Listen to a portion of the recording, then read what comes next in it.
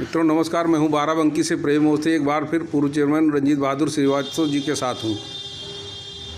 श्रीवास्तव जी, आपकी एक बात पता चली है कि आपने अंबेडकर जी को ब्राह्मण बताया है।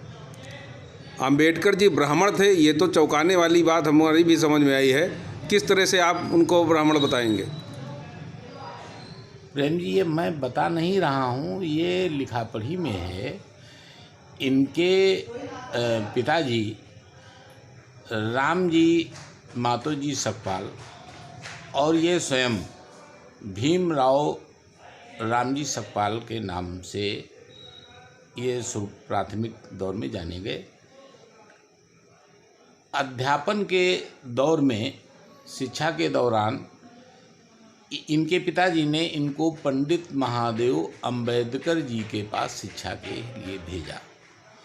इनकी कुशाग्र बुद्धि को देखते हुए उन्होंने इन्हें अपना संपूर्ण ज्ञान दिया और अपना जातीय नाम अंबेडकर भी इनको प्रदान किया। तभी से ये अंबेडकर हुए।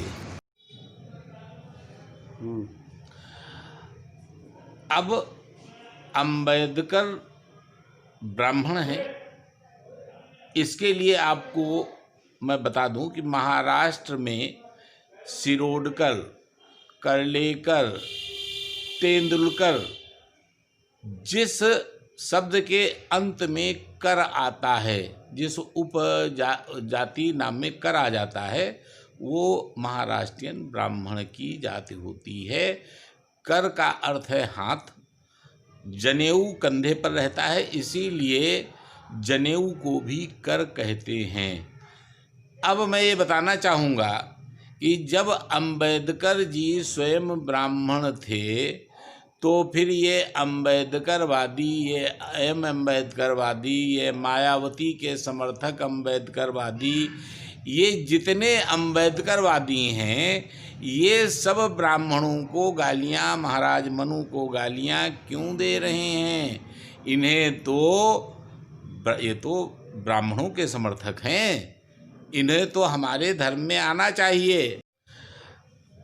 दूसरी बात मैं बताना चाहूँगा कि अंबेडकर जी महान राष्ट्रवादी थे, घोर मुस्लिम विरोधी थे। मुस्लिम विरोधी कैसे थे?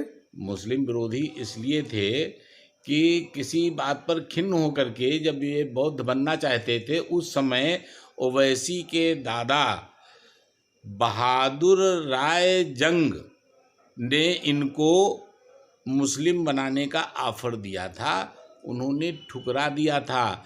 दूसरी बात, जब पाकिस्तान का विभाजन हुआ तो अंबेडकर जी ने इसका विरोध किया था, और जब ये बंटवारा हो गया तो अंबेडकर जी ने ही कहा था कि यहाँ के सारे मुसलमानों को हिंदुस्तान से पाकिस्तान चला जाना चाहिए और हिंदुओं को यहाँ ले आना चाहिए।